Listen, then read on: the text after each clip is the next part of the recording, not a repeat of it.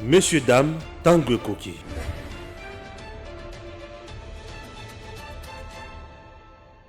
Inutile de voyager, inutile de se tracasser. Arcis Style de Rêve, une boutique d'habillement et salle de mariage vient donner solution à vos inquiétudes. La boutique offre des articles de qualité 100% Turquie. La boutique dispose des robes pour mariage civil et religieux, y compris tous les accessoires, de vestes cérémoniales et de bureaux de grands messieurs, des robes de soirée et habillement de grandes dames, des chaussures basket, purpette et mocassins hommes et dames. Arcis Style de Rêve n'a pas oublié l'habillement des tout petits de 2 ans à 16 ans. Arcis Style de Rêve livre également dans toutes les provinces de la République démocratique du Congo. Arcis Style de Rêve a des chemises de classe et tenues de conférences. Comment retrouver la boutique Arcis Style de Rêve? Elle est située sur la 8e rue Limité Industrielle, plus précisément en face du ministère Amen sur Facebook. Arcis Style de Rêve sur WhatsApp 081 198 83 11 09 95 99 00 96. Arcis Style de Rêve, c'est la réalité dans le monde de la SAP. Arcis Style de Rêve, c'est la classe.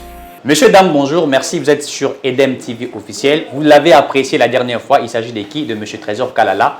Oyo a proposé une loi nae, loi Kalala. Mikolo yo, on parle de loi puisqu'en Assemblée nationale, Zongeli Monsala nae, il faut la loi élaborée, il faut la loi tablée. Nous avons réussi la dernière fois ici M. Trésor Kalala qui nous a parlé de la loi nae. Ouais, le bagi qui a la loi nae que pour comme président de la République démocratique du Congo, il faut un parti politiquement et ça a déjà plus de 10 ans. Ma parti au union politique, où ils ont moins de 10 ans, comme président de la République. Pourquoi le bagi il faut éviter ma parti mallette Moutawuti Belgique automatiquement comme au candidat président de la République a foutu peu caution et on ne sait même pas l'idéologie à parti politique on ne sait pas quoi. Et puis à l'obaki au-delà de ça, il faudrait comme pratiquement à 3 courants, tout bien en bongo, c'est-à-dire opposition à Bimisi candidat commun, il y a un candidat président, majorité pas Bimisi, société civile pas Bimisi. Au-delà de ça, il a parlé de beaucoup de choses.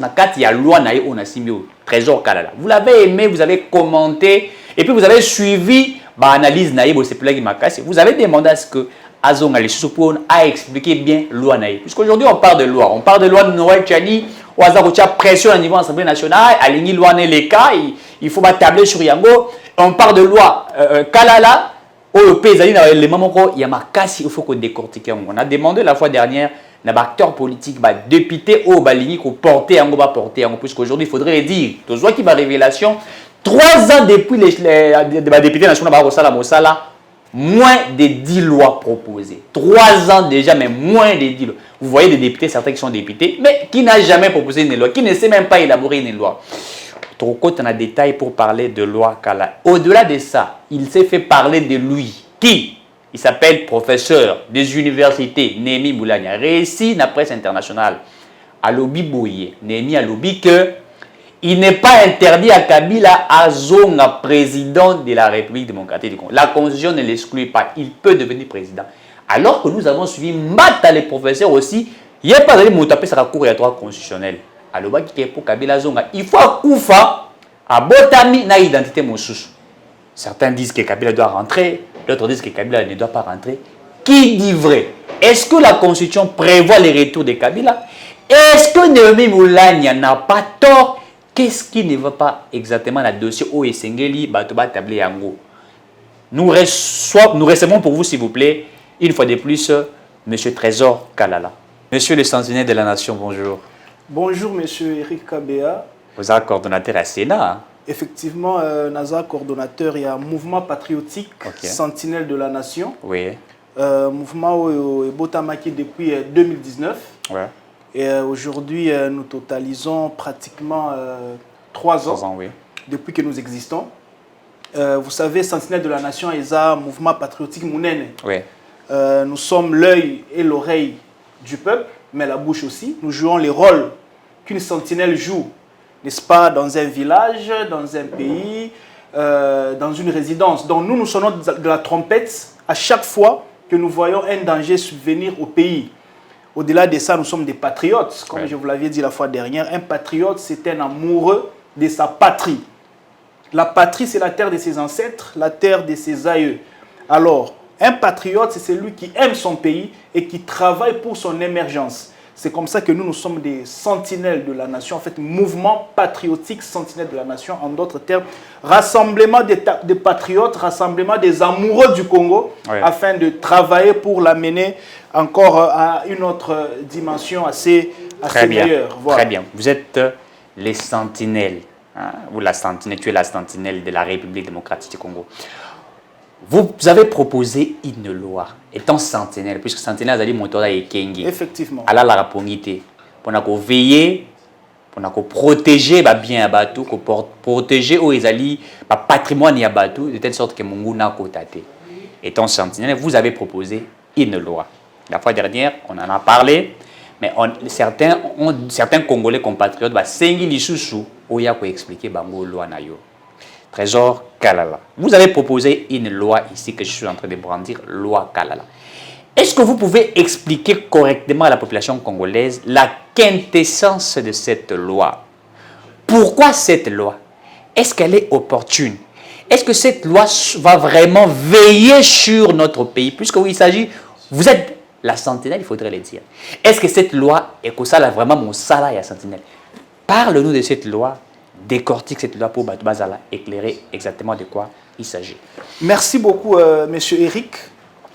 Cette loi est salvatrice. Elle est salvatrice. Pour la République démocratique du Congo. Ouais.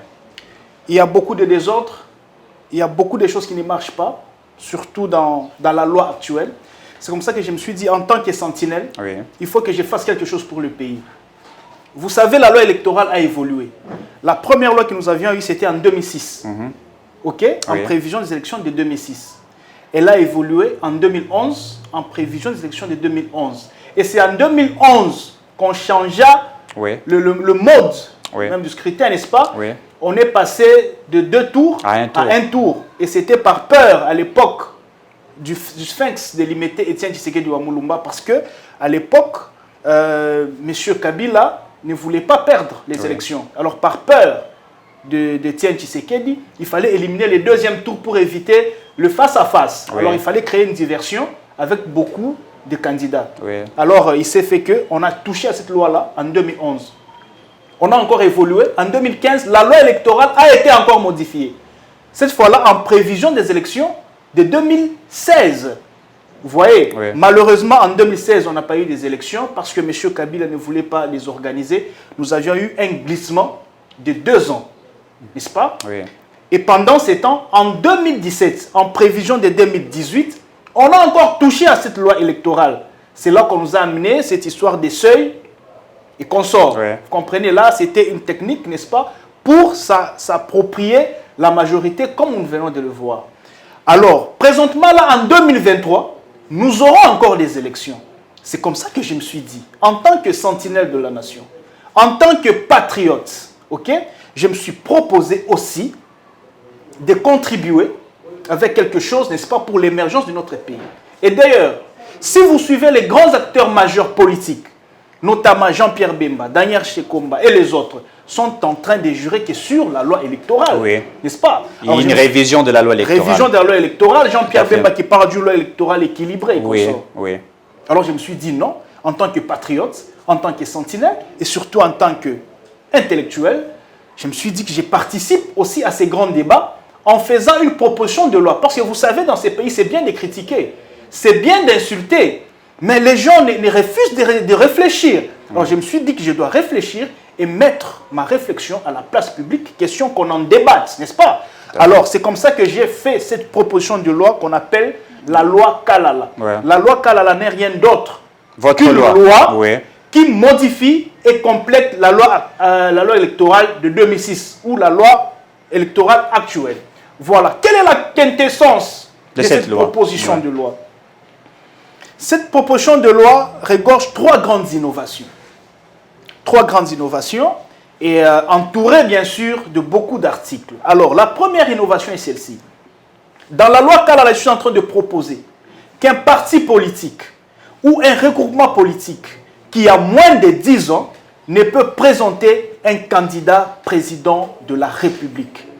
Parti politique ou regroupement politique, Oyo et Zan a moins de 10 ans, et qui peut présenter candidat président de la République T. Et puis dans le même lot là, il y a première innovation, je suis en train de dire qu'un nouveau adhérent dans un parti politique, aussi longtemps qu'il a moins de 10 ans dans ces partis politiques-là, il ne peut pas être choisi comme candidat président de la République. Même si le parti a déjà fait au-delà des 10 ans. Même si le parti, oui, a déjà fait plus de 10 ans. Mais la personne... Mais quand tu arrives dans un parti aujourd'hui, tu as une année, tu as 2 ans, tu as moins de 10 ans dans ces partis-là, ce n'est pas toi qu'on propose candidat président de la République. Je m'explique. Je reprends le premier volet de ma première innovation. Un parti politique, un regroupement politique qui a moins de 10 ans ne peut présenter un candidat président de la République. Pourquoi? Je crois que l'opinion va me poser la question, pourquoi un parti politique qui a moins de 10 ans ne peut présenter un candidat président de la République? Je trouve ma motivation dans l'article 2 de la loi de 2004 qui régit les partis politiques. Que dit cet article? Cet article nous dit: un parti politique est une association de personnes regroupées autour d'une idéologie et d'un projet de société. Alors moi, je vois mal qu'un parti politique qui vient d'exister aujourd'hui avoir la maîtrise de son projet de société et même de son idéologie. Parce que les partis politiques, au-delà de leurs objectifs de prédilection, n'est-ce pas, qui sont conquérir le pouvoir, conserver le pouvoir et l'exercer le plus longtemps possible. Au-delà de cette mission-là, les partis politiques ont aussi un rôle de formation. Former les cadres, former les membres, sympathisants en fait à tous les niveaux. C'est le rôle d'un parti politique. Donc nos partis politiques en réalité sont des écoles. Parce que chaque parti politique a son courant. Nous avons des démocrates, nous avons des républicains, nous avons les libéraux, nous avons les économistes, nous avons les socialistes et consorts. Okay? Alors chaque parti a un courant comme ça qui doit maîtriser. Alors moi je vois mal que yo outi kobota makalelo ozala mama nabiso. Tu n'as pas encore grandi, tu n'as pas encore acquéri la maturité, n'est-ce pas, l'expérience. Alors moi je dis 10 ans c'est bon pour qu'un parti politique, n'est-ce pas, puisse bien assimiler son idéologie et son projet de société, parce que c'est ça même qu'on doit défendre au sommet de l'État. Très bien. Mais un parti politique qui a moins de 10 ans, mais qui s'est implanté partout, dans toutes les provinces de la RDC, il a mis des moyens, le parti a mis des moyens, il y a 2 membres, ils ont organisé des conférences, ils ont outillé les cadres, les combattants, les sympathisants. Est-ce que ce parti-là ne peut pas se dire être présidentiable? Non, monsieur Eric Kabea. Après tout ce qu'ils ont fait. Les nombres importent peu. Dans ces pays, nous devons miser sur la qualité. C'est pas parce que j'ai des moyens. C'est pas parce que j'ai des moyens que je dois être président d'un pays. C'est pas parce que mon parti est implanté sur toute l'étendue de la République démocratique du Congo, parce que l'implantation, c'est question de moyens. C'est pas pour ça que je dois être président de la République démocratique du Congo. N'est-ce pas? Moi, je connais un chien milliardaire ou millionnaire. Je peux te donner le lien. Tu vas je connais un chien milliardaire. Et ce chien, il peut avoir un parti politique. Vous voulez dire qu'il peut nous diriger? Évitons ce genre de choses. Nous devons miser sur la qualité. La maîtrise de l'idéologie. La qualité, c'est par rapport aux années d'un parti politique ou c'est par rapport aux acteurs de partis politiques? Monsieur Eric Kabea, moi je suis licencié en droit. J'ai passé 5 ans à l'université pour être licencié en droit. Pour avoir la maîtrise de ma science, j'ai dû passer du temps. Pour apprendre. Pour apprendre, afin d'être utile et productif dans la société. Il en est de même aussi pour les partis politiques. Il faut du temps pour assimiler son idéologie, son projet de société, pour être utile, M. Kabaya, au sommet de l'État. Moi, j'ai fait 5 ans pour être licencié en droit. Mais là, nous parlons d'un président de la République. Un président de 100 millions de Congolais. Oui. D'un pays de plus de 2 millions de kilomètres carrés. Un pays de 26 provinces, 145 territoires, 450 tribus ou ethnies. Vous comprenez? Un pays avec des valeurs. Ce pays, c'est quand même le pays de Lumumba, M. Eric. C'est le pays de Kimpanvita. C'est le pays de notre frère Kimbangu. C'est le pays de Mobutu, de Tien Tshisekedi. Alors ce pays mérite l'homme le plus méritant de nous tous. Une personne raffinée.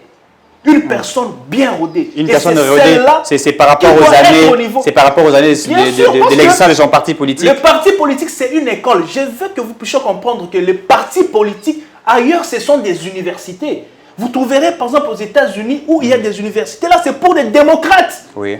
Il y a des universités, là, c'est pour des républicains. Donc, un enfant, il naît, il grandit, il naît républicain, il grandit républicain, il meurt républicain. Oui. C'est quelqu'un, quand il est au pouvoir, il fait la politique des républicains. Ce sont des écoles, messieurs. Ça ne doit pas être je dors, je rêve, je me réveille, je fais un parti politique et directement candidat président de la République. On est où là? Comme les 7 qui coulent. Quand est-ce que le Congo deviendra un pays normal? Les Mozitou. Soyons sérieux. Parce que c'est tous les jours. Dans un pays normal, telle chose ne se passe pas. Dans un pays normal, telle chose ne se passe pas. Dans un pays normal, telle chose ne se passe pas. Alors je me dis, quand est-ce que le Congo deviendra un pays normal? Alors la loi Kalala est en train de venir, en tout cas, rendre que le Congo soit un pays normal. Il faut qu'on nous respecte. Ton parti politique a moins de 10 ans. Tu ne présentes pas un candidat président de la République parce que la présidentielle, ce n'est pas de la blague, messieurs. Nous avons plus de 700 partis politiques dans ces pays. Ouais. Et si aux élections, nous allons à 700 candidats présidents de la République, on est où là? Qu'est-ce qu'on veut de ces pays? C'est comme ça que moi je me dis pour finir, ton parti politique a moins de 10 ans, tu ne présentes pas un candidat président de la République. Très bien, M. Trésor Kalala, vous avez par exemple quelqu'un qui est un parti politique qui a fait peut-être 2 ans, 3 ans, mais la personne est outillée, il a un CV bombé, il a de l'expérience, il a travaillé à la Banque mondiale, il a été consultant, il a vraiment une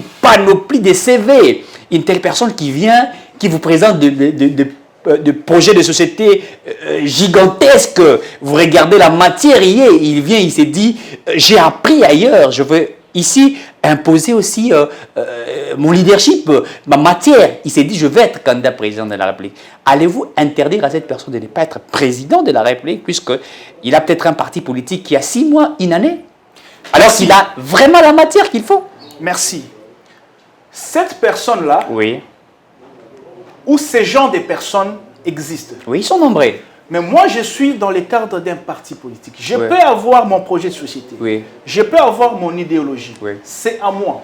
Mais dès lors que je me décide de faire un parti politique, c'est que je suis dans le cadre de l'article 2 de la loi qui régit le parti politique.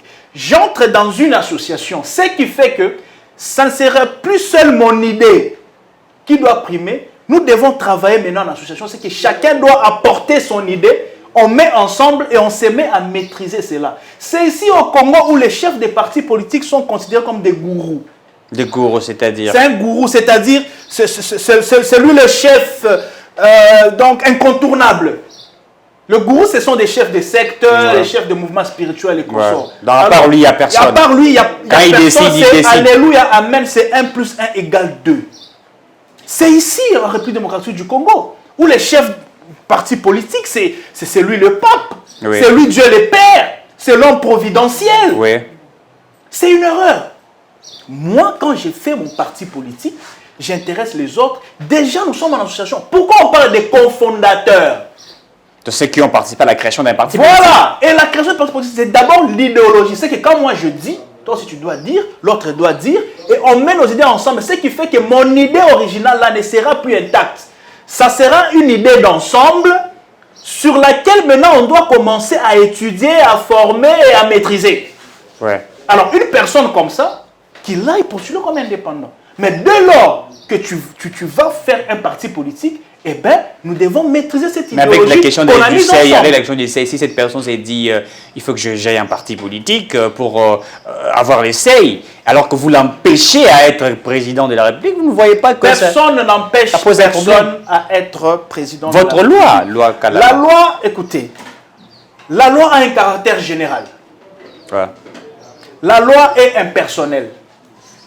Mais attention, elle est aussi toujours discriminatoire. La loi est toujours discriminatoire. Partout où on parle loi, on parle discrimination. Ata eloko ofele et sengaka critère. Ce genre, dans cette pièce, il y a la nourriture pour tout le monde. Oui. Mais attention, ici, les veuves et les orphelins ne vont pas entrer. Nourriture est à ofele. Mais il y a un critère. C'est quoi? La loi. J'entre dans notre constitution. Oui. C'est dans l'article 101. Plutôt, dans notre loi électorale actuelle. Dans l'article 101. On a les conditions pour être président de la République. On vous dit, pour être président de la République, il faut avoir 30 ans. Oui. Il faut avoir une caution de 100 000 $. 100 000 $, oui. Et qu'on sort. Moi, j'ai 28 ans. J'ai 100 000 $. Je suis intelligent. Ok? J'ai un bon projet de société. Mais je ne peux pas être président de la République. Et c'est pour ça que je vais brûler les pays? Ah non. Donc, comme pour dire, la loi Kalala n'exclut personne. Ouais. Mais seulement, elle vient ordonner les choses. Sans oublier que la loi, quand bien même, elle est générale, impersonnelle, mais elle est aussi toujours discriminatoire. Et là, c'est moi qui le dis, et ça s'éprouve. C'est ça le caractère de la loi. Donc, évitez de prêter des intentions à Trésor Kalala, soit disant qu'il veut exclure certaines personnes aux élections. Pas du tout. Je proposais une proposition de loi qui est d'ailleurs salvatrice, et je crois que tous les Congolais qui sont en train de nous suivre sont d'accord avec moi qu'il faut limiter, qu'il faut protéger cette fonction de président de la République. Sans oublier que nous avons plus de 700 partis politiques, il faut que les choses changent, s'il vous plaît. Non, mais il y a plusieurs partis politiques, certains ont des ambitions, être des présidents de la République. Il faut éviter d'avoir des ambitions démesurées. Soso alia ke loko oyo et kokakana mungongo nae. Ouais. Alors, quand tu as des ambitions démesurées, ça n'a pas de sens. Vous venez de le dire ici, lors des élections passées, nous avions eu des candidats fantômes. Bon, je ne dirais pas fantômes, des candidats malais, des candidats clowns, des candidats... Vous parlez de ceux qui viennent de l'Europe, par exemple, en 2011, je ne me trompe pas, on a eu les Oscar Kachala, on a eu les 17 Kikouni, les autres... On a eu des candidats, voilà, il vient, il met juste son nom sur la liste des candidats, il ne fait pas la campagne, pas d'affiche, pas quoi. Lui, son problème, c'est qu'il veut peut-être se rendre crédible auprès de ses partenaires en Europe, tu vois. Il veut que on ait danger dans le quartier de Bango, qu'il était candidat dans la République démocratique du Congo, il peut débourser 100 000. Alors, des bêtises comme ça, s'il vous plaît. Ce pays, Monsieur Eric, il est temps qu'on nous respecte, il est temps qu'on nous considère. Le président de la République démocratique du Congo, c'est pas n'importe qui. Là, c'est la première innovation. Je peux attaquer la deuxième innovation? Allez-y. Merci. La deuxième innovation, je suis en train de prévoir des élections primaires. Mais les élections primaires à la manière congolaise. Ouais. Ça veut dire quoi? Je prévois 3 groupements. Dorénavant, nous n'irons plus aux élections en désordre. Je prévois 3 groupements. Tout sera organisé. Tout sera organisé et surtout ordonné par rapport à la proposition de loi Kalala. Je propose 3 groupements. OK? Un groupement pour les indépendants, un groupement pour la majorité et un groupement pour les opposants. Ouais. OK? Et il y aura élection au sein de chaque groupement. Chaque groupement aura à nous sortir un candidat. Ouais. Ce qui fait qu'au finish, nous aurons 3 candidats qui auront à compétir. Oui. J'explique. Tous les partis de la majorité vont se réunir et vont déléguer 15 personnes de chaque parti pour élire le candidat. La majorité de même. Et les indépendants, eux, ils vont procéder par un consensus. Ils vont sortir un candidat. Tous les candidats présidents indépendants. Oui, ils vont se réunir, ils vont sortir un candidat. Ce qui fait qu'au finish, nous aurons 3 candidats. À la présidence. À la présidentielle. C'est quoi l'avantage? Ouais. L'avantage, c'est que la légitimité de celui qui sera élu sera vraiment accrue, sera très importante. Que si les candidats vont à plusieurs. Je donne un exemple clair. Le président Félix Tshisekedi, il est président de la République, président des 100 millions de Congolais. Mais il a été élu par plus ou moins 7 millions de Congolais. Oui. Si nous devons faire les calculs en termes de pourcentage, M. Félix Tshisekedi est président à 5 ou 6%. Oui, moins de 10%. Moins de 10% dans un pays de 100 000 Congolais. Vous comprenez que la légitimité pose problème. Oui. La question de la légitimité, c'est dû au pourcentage ou au nombre des participants? Non, mais puisque la modification de deux tours à un tour, c'est qui a fait que... C'est ça que je dis. C'est là Vous voyez, le deuxième tour. Pourquoi le deuxième tour? Oui. Pourquoi on veut le deuxième tour? C'est pour avoir la légitimité du président qui sera élu. On veut avoir un président qui sera élu par plus de 50%. Oui. C'est ça qu'on recherche dans le deuxième tour. Ouais. Alors la loi Kalala vient donner au président élu et la légitimité et la légalité. Les deux. Les deux. Parce que, moi je dis, le président Tshisekedi, c'est un président qui est légal. Mais il n'a pas la légitimité. Plutôt, la légitimité, effectivement. Du fait qu'il a eu moins de 10%. Mais oui. Là, vous rejoignez Fayoulou qui parle des... Là, c'est quoi? La faiblesse de la loi actuelle. C'est la loi actuelle qui a imposé ça. C'est la faiblesse de la loi actuelle. Alors, avec la loi Kalala, nous aurons 3 candidats. Ce qui fait que le président qui sera élu, n'est-ce pas, il aura beaucoup plus de voix. Donc, on a 3 candidats présidents. 3 candidats présidents. Et on va aux élections présidentielles. C'est le premier qui passe. Il peut avoir, admettons, sur 50 millions de votants, par exemple, si le président a 25 millions, il a 30 millions. Vous voyez que sa légitimité et même sa légalité, n'est-ce pas, sont vraiment accrues. Oui. C'est comme ça que moi je dis, si nous allons à 3 candidats, le président qui sera élu aura une grande légitimité et même une grande légalité. Et aussi nous devons faciliter le peuple à pouvoir voter assez facilement. Parce qu'imaginez en 2023 qu'on ait 200 candidats présidents de la République. 300 candidats présidents. On parle de la démocratie. Comment nous allons voter? Ils sont libres d'être des candidats La démocratie présidents. ne signifie pas le désordre. La démocratie, c'est même l'expression de l'ordre. Et la démocratie doit être encadrée par les lois. Et il n'y a pas mieux démocratie que le respect de lois, que de bonnes lois. C'est comme ça que moi je dis, dorénavant, il y aura des élections primaires. Chaque groupement va sortir un candidat. Au finish, nous avons 3 candidats qui auront à compétir. Le président qui sera élu aura une forte légitimité et il aura une forte légalité. Très bien. Il y a un bémol à ce niveau. Il y a un bémol à ce niveau. Au niveau de la majorité, du groupement de la majorité. Le président en exercice, s'il manifestait les la volonté, comme Félix l'a déjà manifesté, il est des candidats présidents. Il est d'office le candidat de la majorité et ça ne sera pas la première fois que cela va se passer. En France, ça se passe comme ça. Aux États-Unis, ça se passe comme ça. Comme on a dit en France, Sarkozy et tout ça. L'exemple le plus récent, n'est-ce pas? François Hollande dit qu'il ne va pas se représenter. Il y a eu primaire au sein de la majorité. Tout à fait. Et Macron est sorti. Donc, c'est comme ça que ça va se passer. Et là, c'est la deuxième. Même Trésor Kalala, pourquoi n'avez-vous pas pensé, comme les autres, pour être candidat, ils parlent d'un CV, il faudra avoir des gens qui sont des docteurs en ceci, de licenciés en ceci. Pourquoi n'avez-vous pas pensé sur des titres académiques que penser sur l'ancienneté d'un parti politique? Écoutez, vous savez, le développement de ces pays ne dépend pas des titres académiques. Mais de l'ancienneté d'un parti politique. S'il dépendait des titres académiques, ces pays seraient déjà très loin. Oui. Le problème de ces pays, c'est un problème d'hommes. Oui. C'est un problème de volonté. Oui. Si tu as la volonté, tu vas développer ces pays. Même quand il est D6. Nous avions... Écoutez, j'ai dit... Parce qu'aujourd'hui, il se pose des questions, des études, de fait. Vous pouvez avoir de moyens... mais il s'est fait que votre CV n'est pas bombé. Écoutez, est-ce qu'on va accepter d'avoir un président de la République comme ça? Je ne suis pas contre un bon CV. Je ne suis pas contre un bon CV. J'encourage un bon CV. Et le pays doit être dirigé par des intellos bien pointus. Vous comprenez? Je ne suis pas contre ça. Mais au-delà de ça, ce n'est pas ce titre-là qui développe le pays, c'est la volonté de la personne qui est à la gestion qui va faire de sorte à ce que les pays se développent. S'il vous plaît, nous avons monsieur le président de la République, Félix Tshisekedi, à la tête de ce pays.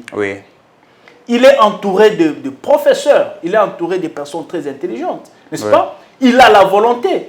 Mais tous les jours, nous assistons à des scandales et des scandales, des détournements, des millions et des millions, par des professeurs, des éminents éminents des professeurs. personnes très intelligentes. Je ne veux pas citer les noms des gens ici, vous comprenez. Mais ce sont ces gens qui sont souvent cités dans des détournements. Or, ils ont des diplômes qui pèsent des CV costauds, des CV monstres. Mais c'est eux qui détournent de l'argent avec l'intelligence de leur CV là. Oui. Comme pour dire, pour développer la démocratie du Congo, c'est vrai, il faut un bon intellectuel. Mais ce n'est pas ça l'essentiel. L'essentiel, c'est d'avoir quelqu'un qui a la volonté, n'est-ce pas, l'envie de changer les choses. Donc, c'est ça. Et si quelqu'un a l'expérience politique, vous avez par exemple Mouzitou, Adolphe Mouzitou, Premier ministre à l'époque, il a aujourd'hui un parti politique Nouvel Élan, qui a moins aujourd'hui de 2 ans, si je ne me trompe pas. Il va peut-être une année d'ici peu. Quelqu'un qui a géré, il est un inspecteur de finances, il a de la matière, et qui s'est dit, bah, écoutez, j'ai un parti politique, je souhaiterais aujourd'hui être président de la République. Avec l'expérience politique que le monsieur a, votre loi l'interdit automatiquement. C'est pourquoi d'être président de la République. Nous puissions quitter les individus. La loi est générale. Oui, mais nous parlons des individus puisque, en fait, ce sont ces individus qui aujourd'hui sont dérangés suite à votre loi. Non, mais il y a aussi des gens qui ne sont pas dérangés. Alors comment on va évoluer s'il faut plaire tout le monde? C'est comme ça que la loi discrimine toujours. Si tu te retrouves sous les coups de la loi, eh bien tu es sous les coups de la loi. Moi je l'ai dit ici, tu peux avoir 28 ans, tu as 100 000, tu es intelligent, tu as un bon projet de société, tu as tout ce qu'il faut. Même parce que tu n'as pas 30 ans, tu ne peux pas être président. Est-ce qu'il faut brûler les pays pour ça? Non. Donc si les messieurs que vous citez, malgré tout ce que vous citez... Ancien Premier ministre. Ouais, mais si c'est inspecteur de finances. Sous les coups de la loi, si la loi le lui interdit, mais on n'a pas de choix, on s'incline. Il y a des domaines aussi dans lesquels la loi le favorise. C'est comme ça. Il y a des domaines dans lesquels la loi nous favorise. Il y a aussi des domaines dans lesquels la loi nous défavorise. Alors, on ne brûle pas les pays pour ça. On avance parce que la loi a un caractère général, impersonnel, mais aussi, Kalala ajoute que c'est aussi toujours discriminatoire. Donc alors, qu'est-ce que vous voulez? Même pour vous, vous voulez que le parti ensemble de Katoum fasse 10 ans pour que Katoum devienne président. Écoutez, même moi qui vous parle, parce que vous pensez que je vise les individus. Moi qui vous parle, j'ai des ambitions. À la longue, je peux rêver aussi être président de la République. Parce que j'estime que j'en ai les capacités. N'est-ce pas? Alors, parce que le mouvement patriotique sentinelle de la nation n'a que 3 ans. Mais vous êtes d'abord un mouvement, vous n'êtes pas encore comme un parti politique. Écoutez, moi je n'ai jamais été hypocrite. Même demain, je peux être parti politique. La sentinelle de la nation peut être parti politique. Même moi qui vous parle, moi qui propose cette loi va me frapper. Donc vous voulez me dire que je me déteste autant que les gens qui crient que je suis un... Mais vous n'avez pas annoncé votre candidature alors que Katoumi déjà annonce sa candidature. Mais est-ce que vous connaissez mes ambitions? Non, mais est-ce que vous connaissez mes ambitions? Actuellement, vous n'avez pas parlé de vos ambitions. Mais Katoumi a parlé de ses ambitions. Il y a des gens qui ont des ambitions qui, jusqu'à maintenant, n'ont pas encore manifesté, n'est-ce pas, leur vœu de se représenter à la présidentielle de 2023. Vous comprenez? Donc, Trésor Kalala en face de vous, si aujourd'hui, la sentinelle de la nation devenait un parti politique, Trésor Kalala en face de vous ne sera pas candidat. Pendant que c'est lui qui propose cette loi. Donc Trésor Kalala se déteste. C'est comme ça que je dis, aimons ce pays. C'est pourquoi nous sommes un mouvement patriotique. Nous, c'est la patrie qui nous intéresse et non les individus. Parce que vous passerez. Moi, je passerai. Tous ces gens ici passeront. Mais ce pays restera. Nos enfants viendront habiter ce pays. Faisons de l'eau pas pour nous. Mais faisons de l'eau pour ce pays, parce que même moi qui vous parle, je me retrouverai sous les coups de cette loi si jamais j'aurai la volonté de me présenter. Certains disent que trop de lois vont tuer des lois. Il y a des gens qui proposent pour être président de la République, comme Tingi Polo lui dit, pour être président de la République, il faut être au moins un sénateur. Non, et puis, non, mais c'est une de ces propositions. Non, vous avez Noël Tchani, s'il vous plaît. Vous avez Noël Tchani, pour être président de la République, il faut être né Congolais des pères et des mères. C'est que M. Tchani propose. Et vous encore avec... Non, ce que Tchani propose, c'est pas nouveau. Ça, depuis les Zaïre, ça a toujours existé. C'est avec cette constitution des belligérants qu'on a eu enlevé des dispositions. La disposition des pères et des mères a toujours existé. Dans la constitution des Zaïre, cette disposition-là existait. Donc, c'est pas nouveau. Vous comprenez? Et puis, on ne doit pas interdire aux compatriotes de réfléchir. C'est ce que tu es en train de dire. Dans ces pays, il y a des gens qui ne veulent pas réfléchir. Mais ils sont là pour insulter, combattre ceux qui réfléchissent. Si vous avez une idée, mais personne ne vous empêche de la mettre sur la place publique, et puis on en discute. Il parle, il faut être sénateur. C'est ça. Et puis après, président de la République. Non, mais là, vous bloquez ceux qui ont des ambitions, parce que vous avez parlé de la discrimination de la loi. Cette loi aussi, il y a une dose de la discrimination. Tingui, on se connaît. C'est quelqu'un qui on se connaît. On a déjà eu à échanger avec lui sur ma proposition de loi et même sur sa proposition de loi. Qu'il n'a pas accepté. Qu'il a accepté, mais il y a eu certaines choses que je ne peux pas dire sur un plateau de télévision. On a eu à se rencontrer. On a eu à discuter pendant plus de 3 heures du temps sur ma proposition de loi et sur sa proposition de loi. Et il y a un point sur lequel on ne s'était pas entendu. Lui, il est allé déposer la sienne et moi, j'ai gardé la mienne avec ma procédure. Comprenez? Donc, c'est ça. Je ne veux discriminer personne. Rapidement, j'ai fini avec la 3e innovation de ma proposition de loi. La 3e innovation, c'est que je suis en train de clarifier les statuts d'un opposant au regard de la loi électorale. Je suis en train de dire ceci. Ne peut s'appeler opposant que celui qui n'a pas géré lui-même ou qui n'a pas participé à la gestion de la res publique lui-même ou par personne interposée au cours d'une législature. C'est celui qu'on peut appeler opposant. Ouais. Donc quelqu'un qui n'a pas participé à la gestion. Donc si toi tu as participé à la gestion, tu as été ministre, ou je suis chef d'un regroupement, chef d'un parti politique. Vous avez été ministre autant de fois? Non, j'ai dit au cours d'une législature. Ok. Dans cette législature de 2019 à 2023, si tu as eu à gérer, ou tu as eu à déléguer des ministres, des mandataires, bref, si tu as participé à la gestion de la République, toi-même, ou tu as envoyé des gens, tu ne peux pas t'appeler opposant. Tu y es dans la majorité, lors des élections, lorsqu'il faudra choisir les groupements. Tu ne seras pas dans les groupements de l'opposition. Tu es automatiquement de la majorité. Tu es de la majorité parce que tu as eu à gérer. Parce qu'il faut tuer quelque chose. Cette prostitution politique-là. Prostitution politique. Oui, cet esprit de transhumance, cet esprit d'hybridité, de chauve-souris. Comprenez, je suis à gauche, demain je suis à droite. Je bouffe avec toi tous les mandats et à la fin je dis non, bon, voilà, maintenant je suis ton opposant. Et comme Kato dit, on ne va pas partager les mandats. On ne va pas partager les bilans. Et les bilans, c'est à vous. Vous voyez un peu de bêtises comme ça. Je suis en train d'encadrer ce genre de choses. Vous avez des gens comme les Délices et Sanga, par exemple. Il a envoyé un ministre là-bas. Et après, il dit je suis opposant. Il y a des gens. Il incite les gens d'une délinquance financière, tout etc. Ça et consort. Il incite Mbosso et tout. Si tu as participé ou tu as envoyé, toi tu n'es pas opposant. Tu es dans la majorité. Tu dois t'assumer. Donc c'est comme ça que je dis, dès lors que la majorité est identifiée, l'opposition est identifiée, tu t'assumes jusqu'au bout. Mais tu es libre. Quand tu te décides de quitter la majorité, eh bien, tu prends tes responsabilités, tu t'assumes tout en sachant que lors des élections, tu n'es pas dans les groupements des opposants, mais plutôt tu es dans les groupements de la majorité parce que c'était ton choix primordial, alors tu dois t'assumer. Voilà, donc, bref, ce sont là les 3 grandes innovations regroupées autour, n'est-ce pas, de la personne du président de la République. Mais la loi Kalala est allée aussi plus loin. Vous venez de parler des titres académiques ici. Titres académiques, J'ai touché aux élections aussi législatives. La loi Kalala dit que pour être candidat, député, il faut être au moins gradué, avoir un titre de graduat ou un titre équivalent. Même dans la loi électorale, c'est prescrit. Non, non, écoutez, mais la loi actuelle, n'importe qui peut être député, n'importe qui peut être sénateur. Or, c'est quoi le rôle d'un député? C'est de produire de loi. C'est de contrôler l'exécutif. Tout à fait. Vous venez de dire ici, 3 ans, moins de 10 lois proposées. Moins de 10 lois. Moi, je ne suis pas député. Oui. Mais je vous informe que moi, je ne suis pas député. J'ai 17 lois à la fois. Je vous ai dit, j'ai rédigé 17 lois. Ça, c'est la première que je viens de donner. Avec la suite du temps, je larguerai de lois et de lois. Je ne suis pas député. Je suis un Congolais qui réfléchit et qui met ses réflexions à la place publique. J'ai rédigé 17 propositions de loi pendant que je ne suis pas député. Mais nous avons des députés qui, eux, c'est leur mission.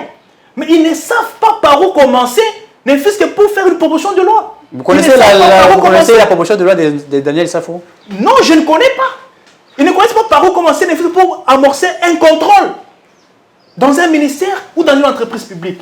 Alors, c'est comme ça que je dis, est-ce que c'est parce qu'il n'y a pas de tête, ou c'est parce qu'il n'y a pas de volonté, ou c'est quoi? Alors moi je dis, essayons d'abord d'élever le niveau intellectuel. Très bien, Trésor Kalala. Gradué ou équivalent, là on peut être député. La loi Kalala est en train d'interdire, en son article 18, les cumuls de candidatures.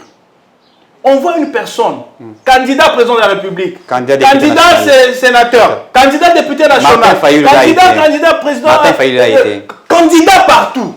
Sami Badi Bangala était aussi. Est-ce que, voilà, vous voyez que vous ne trouvez pas que la loi Kalala, c'est une loi salvatrice pour la C'est-à-dire, quand vous êtes député national, quand vous êtes candidat député national, vous restez candidat député national. Vous restez candidat député national. Vous êtes provincial. Vous restez provincial. Il n'y a pas de député national et provincial automatiquement. On a vu un candidat ici, vous venez de citer, il était candidat président de la République. Oui. Candidat député national et provincial. Et puis sénateur. Sami Badi Banga. Voilà. La loi Kalala interdit ça. Est-ce que ça, c'est une mauvaise loi? C'est une loi qu'il faut rejeter. Moi, je suis allé plus loin. Oui. La loi Kalala interdit cette histoire des suppléants de membres de famille. Mon cousin, quand il y a un lien de consanguinité, on ne peut pas être suppléant. On a vu des gens. C'est prévu dans votre loi. C'est prévu dans ma proposition de loi. Ça, c'est la loi Kalala. Quand je dis c'est une loi qui va sauver la nation, je sais pourquoi je le dis. Et je mets une parenthèse. Parce que les députés sont en train de reculer. Ils ont peur. Nous avons une nouvelle méthode. Ouais. Nous allons amorcer une pétition à partir de ce mercredi. Une pétition signature. Une pétition pour que cette loi soit retenue lors de points à l'ordre du jour à l'Assemblée nationale. Mais il n'y a aucun député qui l'a apporté. C'est ce que je dis. La Constitution me donne la garantie de s'il n'y a aucun député qui prend ça parce qu'ils ont peur de ça, nous et la sentinelle de la nation, nous avons décidé d'amorcer une pétition qui va récolter 100 000 signatures. Et dès lors que nous allons récolter les 100 000 signatures, nous irons avec la loi Kalala devant l'Assemblée nationale. Nous allons introduire ça dans les bureaux vont recevoir. Nous allons exiger à ce que ça soit retenu au point à l'ordre du jour. Et le jour du débat, les sentinelles et le peuple congolais seront dehors en train de chanter, en train de faire pression pour que cette loi soit adoptée. Qui ciblez-vous exactement? S'il vous plaît, je vous ai dit, moi je suis un patriote. Je suis un amoureux du Congo. Tchani amoureux du Congo, je suis un amoureux du Congo, finalement. Mais si nous sommes nombreux, où est le mal? D'ailleurs, je salue le professeur Noël Tchani, s'il est en train de me suivre. Je l'aime beaucoup et je l'apprécie beaucoup. Ce sont les gens, des personnes, ce pays a besoin. Les gens comme les Tchani, les gens comme les Kalala. Parce que cette loi, même quand vous l'entendez, même ceux-là qui sont en train de nous suivre, sentent que nous sommes en train de sauver le pays. Mais il faut faire attention, on dirait que ce ne sont que des Balouba qui proposent des lois. Il faut faire attention. Non, quittez le petit débat, il y a des gens qui disent. C'est pas on va clôturer. Non, c'est quelque chose de très mauvais que vous jetez dans l'opinion. Non, mais j'ai dit c'est que l'opinion parle. Chacun est libre, non, on va dire que Tchani, il est libre. Non, s'il vous plaît, effacez ça rapidement. Nous sommes Congolais, nous sommes unis par le sort, nous sommes Congolais. Moi, je suis Congolais de père et de mère. On va clôturer avec je crois qu'il nous reste 2 minutes juste. J'ai parlé ici lors de l'introduction. Némi Moulania veut que Kabila devienne président de la République. Quel est votre point de vue? Non, il faut nous éviter de bêtises dans ces pays. Il faut nous éviter des bêtises. Kabila ne peut pas revenir dans ces pays, ni sur le plan légal. Votre loi l'interdit. Même sur le plan de la moralité. Plan de la moralité. Même sur le plan de la moralité. Donc Kabila est une personne immorale. Très immorale. Kabila ne peut revenir dans ces pays, s'il vous plaît. Kabila a tué ces pays. Kabila a trouvé ces pays à un niveau et il l'a laissé à un niveau indescriptible. Est-ce que vous savez que lorsque Kabila est arrivé dans ces pays, en 2001, le dollar était à 230 francs. On changeait 10 dollars à 2300 francs. Kabila a laissé le dollar à 1700 francs. On se rappelle. C'est une personne immorale. Vous et nous dans ce pays, vous connaissez, est-ce que nous connaissions les Koulouna, nous? C'est la génération. Les Koulouna ont quel âge? L'âge des Koulouna varie entre 16, 17, 18.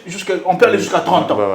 Kabila a détruit toute une génération. On lui pose la question dans une conférence de presse, on lui dit qu'est-ce qu'on n'avait pas pu faire? Il dit j'ai pas réussi à changer l'homme congolais. En d'autres termes, il n'a pas réussi à éduquer l'homme congolais. Il a réussi à détruire toute une génération.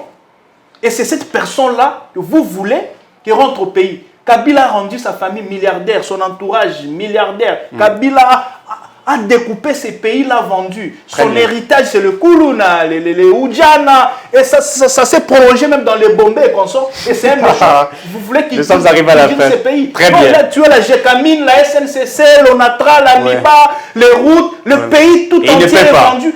Écoutez, c'est lui qui l'a évoqué, c'est un professeur. Moi, j'ai combattu Kabila. Nous avons résisté à Kabila. Nous n'avions pas eu peur de ces chars de combat, ces lance-roquettes, ces gaz lacrymogènes, l'autre chose. Nous l'avons chassé. Et nous avions eu ces pouvoirs, n'est-ce pas, le pouvoir du peuple par le sang.